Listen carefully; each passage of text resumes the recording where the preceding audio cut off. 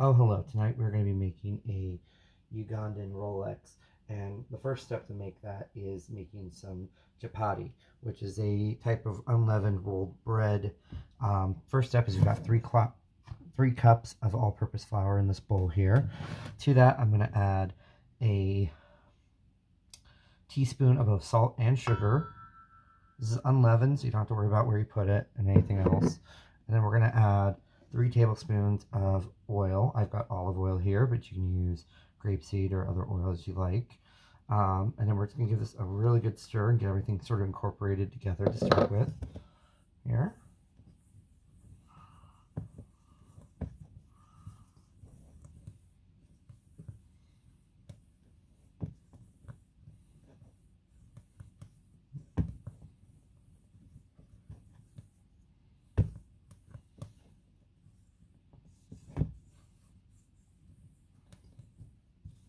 Okay. Now that's sort of all mixed together, we're going to add 1.25 cups of water to it. Just a little bit at a time to get everything mixed together. You can use a mixer if you'd like, but I'm going by hand here.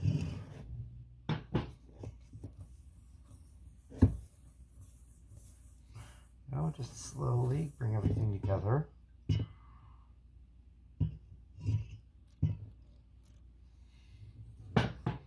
There we go.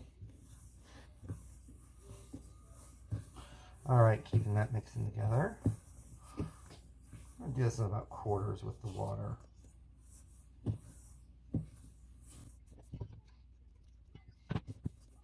Okay.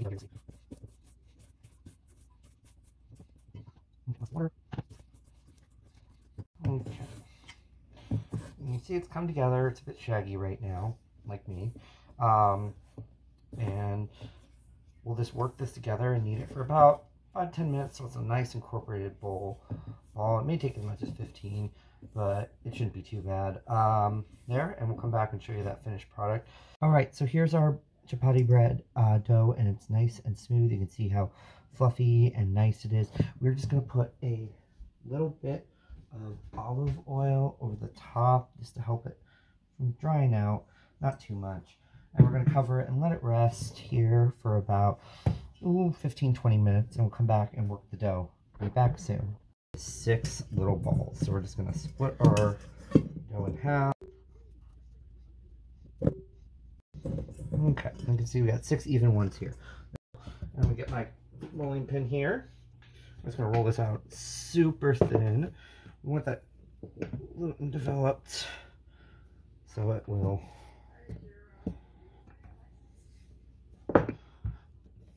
just lay flat there. There we go. The trick I used for rolling dough is I tend to do it in quarters. It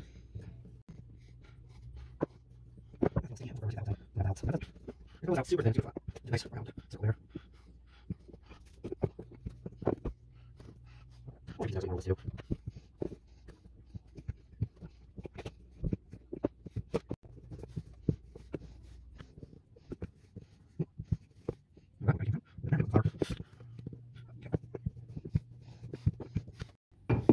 Okay, so we're using oil with this bread to make the layers, sort of like almost like a croissant, but we don't need to do the cold turn. So what we're going to do here is I'm going to do the roll method, which seems to be the easiest from what I saw.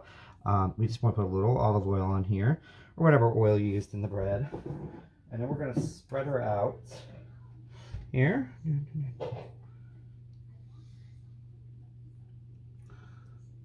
There we go. Not too much. Maybe I went a little heavy there. We'll self-correct in the next couple. There. Sorry, just sort of got tangled up there. And then what we're going to do is we're just going to thinly roll it up. Oh, roll. And just roll everything tightly up. We don't want too much air in there. A little isn't going to kill you, but too much, it's going to be bad. Alright. Keep rolling that till everybody's all rolled up.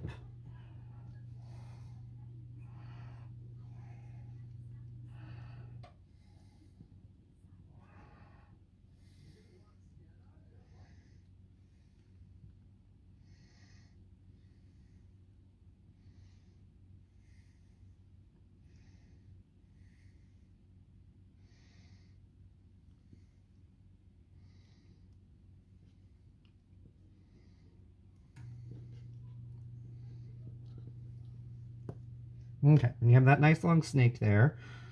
We're gonna just roll it in on itself. There.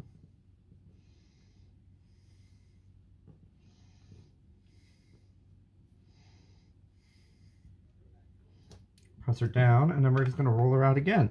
So we sort of made a pseudo croissant in a way there.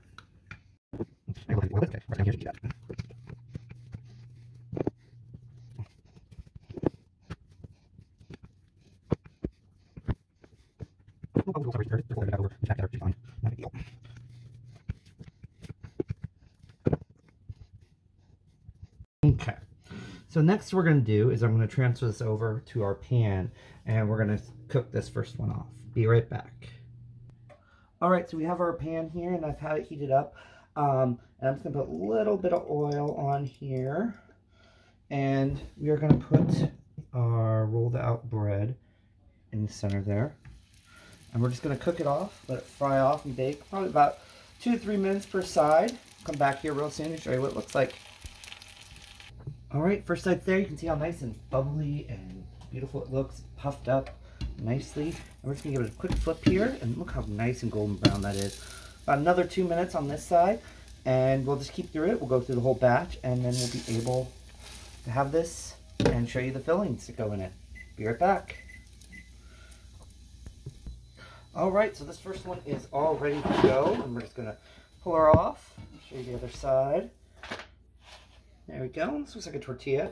And we're just going to batch through the rest and come back and show the filling. Alright, so I've gotten all the bread baked off, and I've cracked 6 eggs into a big bowl here, and I'm going to add about 3/4 of a cup of diced up cabbage. I diced it up really small. We want it to cook pretty quick here. And I've got a pan warming back up there. And then what I'm going to do, is I'm going to whisk my eggs, stir them up, and just get them to a good old-fashioned scramble consistency. And then I'm going to add in the cabbage, which is about 3/4 of a cup here. Probably a cup, actually. There. And then I've got about half of a large onion. I've diced up pretty small, too. There.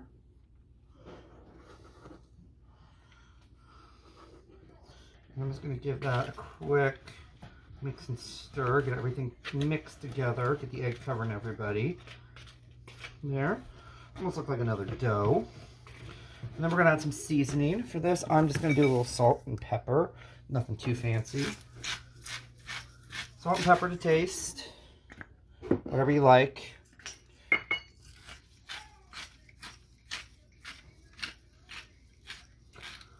Alright. That looks good. One per measure. Cabbage and onion are going to let a lot of water off, so a little extra seasoning isn't going to be a bad idea.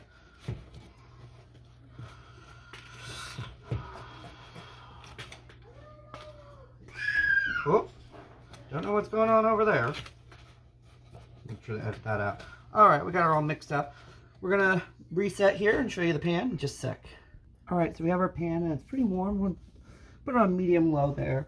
Not too hot. And we are going to put just a little bit of oil, about 2 teaspoons, 2 tablespoons in there range. If you got a nonstick, it's even better.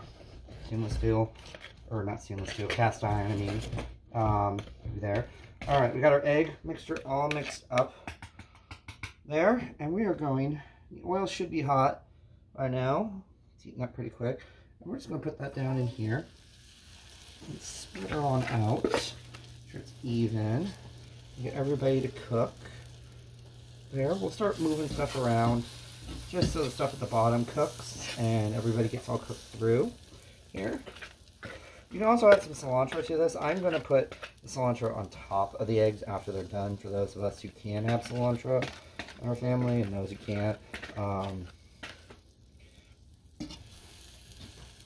So you want the onion and the cabbage small, like I said earlier, because it's going to cook and you don't want to overcook the eggs and get too rubbery of eggs. Bringing everybody in, bringing the stuff from the sides, or anywhere I see sort of egg not cooking, we're going to move it in.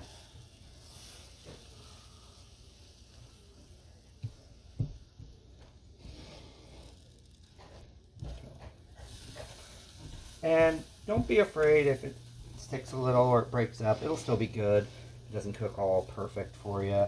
There. Just turn everybody lower level.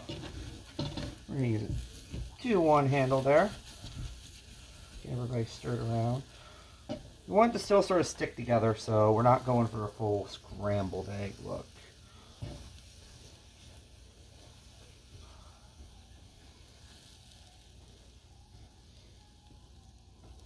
There we go. I can smell the cabbage and the onion cooking through there, so that's a good sign.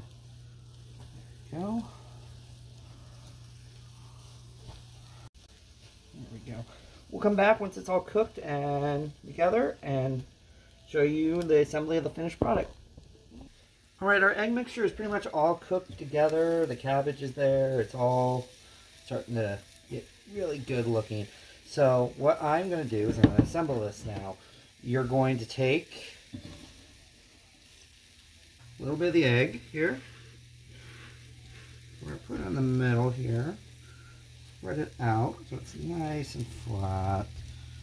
There, just cover the...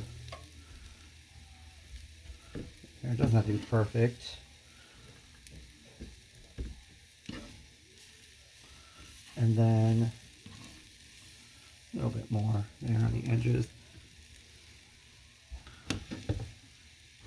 And then we're going to put just a little bit of tomato on here. About 4 pieces. And then you want to roll her up like this. You can also add avocado if you like. And you roll it up almost just like a burrito. And there you go. Enjoy.